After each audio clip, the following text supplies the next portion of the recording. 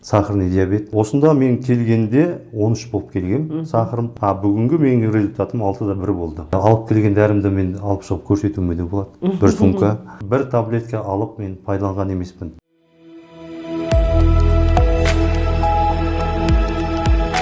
Дәрсіз денсаулық. Мен көрсетіп жүрген тыныс алу жаттығулары, мұздай сумен шынығу, ағза тазалау, бәрін сіз тек қана дәрігердің кеңесімен, болмаса біздің орталыққа келіп жасаңыз.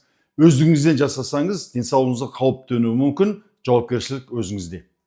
Армысыздар қазақ елі, жан мен тән табиғи жолмен шынықтыру арқылы сауықтыру орталығының бүгін кезекті ағымы мәресіне жетті.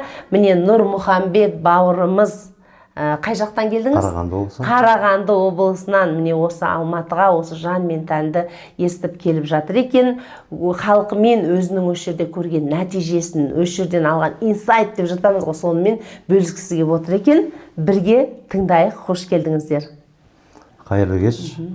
Мен Ахметбек Нұрсилах ағамыздың жан мен тән сауықтыру орталығы туралы соңғы 6 айдың көлемінде танысып білдім. Оны таныстыруға себепші болған бір жағы досым, бір жағы бауырым болып келеді. Сол айтқан еді, сол кезде осы Ахметбек ағайдың несіне барып қатыссаңыз қайтеді, соны көрсеңіз қайтеді деп. Менде ең бірінші проблема менде негізінен бел омыртқа болды. Жастық кезімнен пайда болды. Үш жерде грыжа позвоночника. Содан кейін приобретенный жаңағы менде сахарный диабет. Пандемия кезінде мен вакцина алғанның арқасында. Вакцина алғаннан кейін 45 күннің ішінде мен 15 килограмм салмақ тастадым. Сол себепті мен жаңағы больницаға барып қаралған кезде менден уже диабет екенін анықтап, тіркеуге қойып уже сонымен постоянно дейміз ғой, енді дәрігердің көмегіне жүгінуге тура келді. Ол менде әр кезде енді мен ол белімді ұмытып кеттім, сол сахар болғаннан кейін уже қалай не істеу керек, ана дәрін іштім, мына дәрін іштім, жан жақты көрдім. Енді тура несін айтатын болсақ, Ахметбек ағамыздың жан мен тәнге келген себебінде бұнда бірінші суға түсіру, түйенің сүті, биенің сүтімен емдеу, сол маған бір ерекше болды. Бұл бір ерекше не. Сонда маған бірінші қорқынышта пайда болды. Өмірімде суға түсіп көрген жоқпын. Бұл қалай болады? Ауырып қалам ба деген бір нелер болды. Сол кезде келіп, міне ем алып, жаңа суға түсіп нетіп отырмыз. Ешқандай не жоқ. Жаңағы қорқыныштың бәрі сейілді. Бірінші күні, екінші күні суға түсті, түсінік пайда болды, қорқыныш кетеді. Үшінші күні уже тіленіп біз барсақ па деп жаңағы сол суға қашан түсеміз деген дәрежеге жеттік. Жаңағы бұл жерде ең маңызды айтып өтетін зат, бұнда тек қана біз ем дәрі алу емес. Бұнда жаңағы Ахметбек Нұрсилах ағамыздың берген білімі, мимен қалай жұмыс істеу, өз ойымызды, өз санамызды қалай басқару, аурудың бәрі біздің ойымызда екенін түсіндіріп беру мен үшін бір үлкен бір ілім болды. Бұл біліммен таныса отырып біз өзімізді жаңа қырымыздан тани бастадық.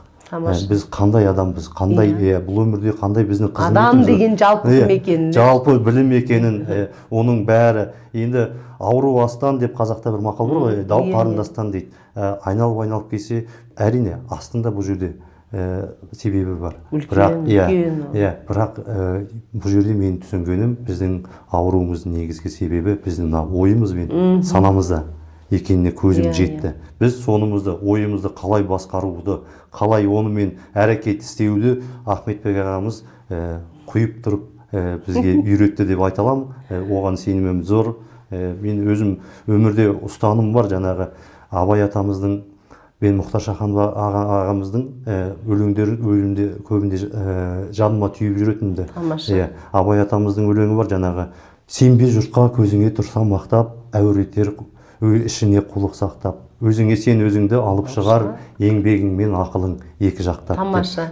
Осы ұстаным менде өмір бойы өзімде жүреді. Және екіншіде Мұхтар Шаханов ағамыздың жігерлендіру өлеңі. Бұл өлеңді де өзіме ту қылып ұстап жүрем. Сен жыладың, жігітім, көп көрдім деп тұрмыстың таршылығын, қайтпады деп жұрт кеткен жақсылығым, сен жыладың, бір қатты соққалдым деп бақытсыз болып қалдым деп. Жарар, жігітім қарау керек саған алға, басыңдағы бөрікпе орамал ма? Кім айтты саған, жұрттың бәрі мейірбан арайлы деп, жұрттың бәрі шындықты қалайды деп. Кім айтты саған, тұлпарды сүрінбейді деп, асауды мінілмейді деп, ақ көйлек кірлемейді деп, қара ешкімі жүрген ағаш қайтадан гүлдемейді деп. Бұл екі өлеңді мен әр қашанда менің жадымда жүретін, өзіме туғып ұстап жүремін.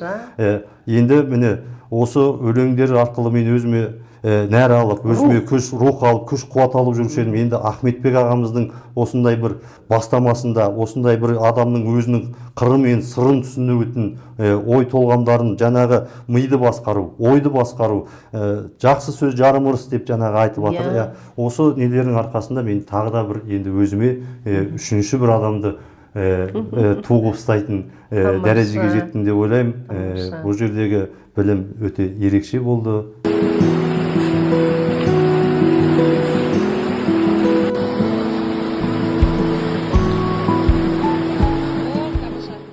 Ауруыма байланысты оралатын болсам, менде анау айтады ғой, давление 80-120 бұл норма деп.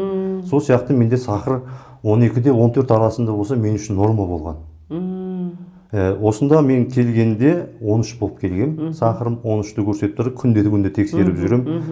Сәрсенбі күні мен өлшегенде 3 күндегі результатым 7-8 болды. Тамаша. Кешегі күні өлшедім 6-8, бүгінгі менің результатым 6-1 болды. Тамаша. Мен өзім таң қалдым. Ол норма деп саналады ғой. Мен үшін бір ерекше қуаныш болды. Бізде негізі қант диабетімен өте көп адамдар келді. Қант диабетіне өте көп көмектеседі. Бізде 1 жылдан кейін бір адам келді, қанты соғалпы.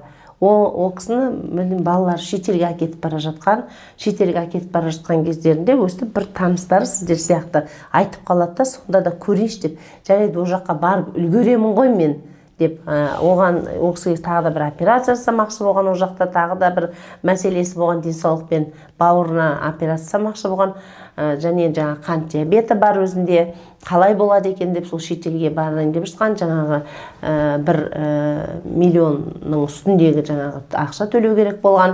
Содан жаңа естіп қалады да, айтады, мен кескізіп үлгерем, мен барып көрейін, не болса да барып көрейін, енді ана кісі айтқанына келіп, сол кісі мысалы ешқандай операция да жасатып керек жоқ болды.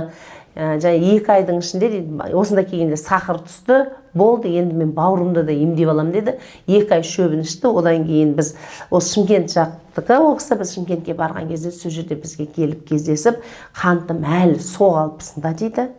Өйткені менде барлық мәселе стресс өте көп екен. Бізде осы жерде енді фишка деп жатады ғой көбісі, сөйтіп айтып жатыр, сіздерде барлығы білімде екен, мына мида екен. Өйткені 80% сырқаттар стресс депрессиядан болады. Сіз енді өзіңіздің жаңа қант қайдан пайда болды деп ойлайсыз? Былай қарасам өте жаңағындай көңіл күйіңізді жақсы ұстап жүресіз, патриотсыз. Қант менде коронавирус кезінде пайда болды. Коронавируста вакцина алғаннан болды. Вакцина. Әйтпесе сізді қанша келгеннен бастап мен қарап бақылап жүрмін, бәріне жаңағы көмектескісі келеді, түгеліне жаңағы үйреткісі келеді. Өзде кішкене спортқа жақынсыз ғой деймін, Бар. Спортқа жақын екеніңіз, жаңа барлығы көрініп тұр да жан-жақтан. Бір көп жағдайдағы стресстен болады дейміз ғой. Ондай стресске түсетін адамдарға ұқсамайды деп жаңа қарап отырмын да. Өте жақсы. Сіз үшін өте қуаныштымын. Болды, енді осыны ұстап отырасыз. Осы тәсілдерді өмір бойы жасайсыз. Негізгісін түсіндіңіз ғой енді. Негізгісін түсіндіңіз. Жаңа ағзада тепе-теңдік гомеостаз деп айтып жатырмыз ғой, келгеннен бері айтып жатырмыз. Ағзада тепе-теңдік бұзылды, иммунитет түсіп кетті, болды, басқа нәрсе емес. Иммунитет түсуіне жаңағы бізде физиологиялық түрде зиян тамақ, шала, ұйқы, аз қимыл, дәріні көп ішуіміз, одан кейін стресс, депрессия, өткенге өкініш, реніш, уайым, қайғы, қызғаныш деген бізге адам баласына берген. Сондай соның барлығына түсінік мида, суға барған кездерінде миым түсінді, болды, менде қорқыныш кетті. Өстіп сіз құсап жаңа қорқып отырған бізде көрермендеріміз бар, ойланып жүрген көрермендеріміз бар. сахарный диабет жазылмайды дегенге сеніп дәріде отырған біраз көрермендеріміз бар біздің, қазір осыны қарап отырған шығар. Соларға бір ауыз айтып берсеңіз. Сахарный диабет бұл емделмейтін ауру деп мен айта алмайды екенмін. Оған сенімім өте зор. Өйткені ол менің өзім көз алдымда 3-4 күнде результат нәтиже берді. Дәрімді алып келген дәрімді мен алып шығып көрсетуіме де болады. Бір сумка. Қалай алып келдім, несін ашып қойдым, замогын ашып қойдым, вдруг керек болып қалады деп. Солай тұр. Бір таблетка алып мен пайдаланған емеспін. Сондықтан қорықпаңыздар, келіңіздер, жан мен тәнға келіңіздер, ем алыңыздар, сау болыңыздар. Мен де болашақта отбасыма және Қазақстан халқына жаны саудың тәні сау дегенге үлесімді қосуға міндеттімін деп айта аламын. Өте тамаша. Әр қазағым бай болсын деп айтып жатады, бар болсын деп айтады. Менің де қосарым, сонымен қатар дені сау, жаны сау болса екен. Өте тамаша, өте тамаша.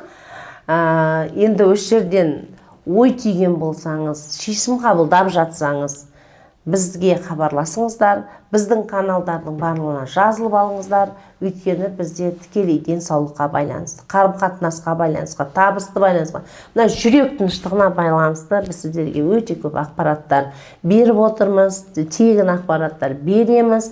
Сондықтан бірге болыңыздар, дамушы ортадан болыңыздар, келем десеңіздер, біз сіздерді құшақ жайып қарсы аламыз. Сізге де көп-көп рахмет, деніңіз сау, жасыңыз ұзақ болсын, бақытты болыңыз. Сіздерге де табыс тілейміз. Рахмет. Еңбектеріңіз жана берсін. Рахмет.